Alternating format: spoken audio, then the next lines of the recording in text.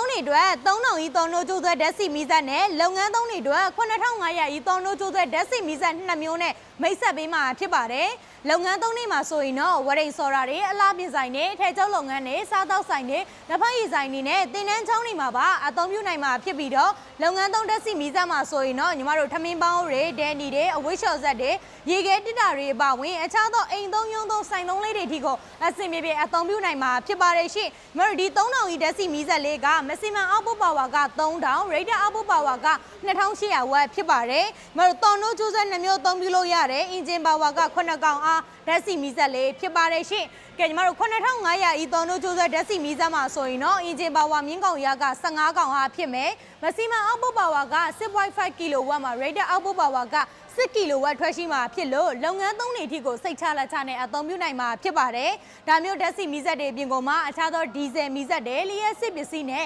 စက်ပစ္စည်းအစုံလင်ကိုလည်းတနေရာထဲမှာဝယ်ယူရရှိနိုင်မှာဖြစ်တဲ့အတွက်ကြောင့်မလို့လူကြီးမင်းတို့ကိုယ်တိုင်ညီမတို့စေပါစေပရိုမတ်ဆိုင်ကြီးတွေဖွင့်လှစ်ထားတဲ့ရန်ကုန်မန္တလေးနဲ့ပြုံးလင်တောင်ကြီးမြို့တွေမှာကိုယ်တိုင်ကိုကြလာရဝယ်ယူအားပေးလို့ရတယ်လို့ပို့ဆောင်ကအခမဲ့အိမ်ရောက်ငွေချေစနစ်လေးနဲ့လည်းပို့ဆောင်ပေးပါတယ်။အခြားနယ်ဘက်ကအမှားများဆိုရင်လည်းပစ္စည်းလေးတွေကိုကားဂိတ်မှာတစ်ဆင့်ပို့ဆောင်ပေးပါတယ်ရှင့်။ညီမတို့စေပါစေပရိုမတ်ဆိုင်ကြီးကိုဆက်သွယ်လို့ရမယ်။ hotline ဖုန်းနံပါတ်လေးကတော့39 93 93 1010ပဲဖြစ်ပါတယ်။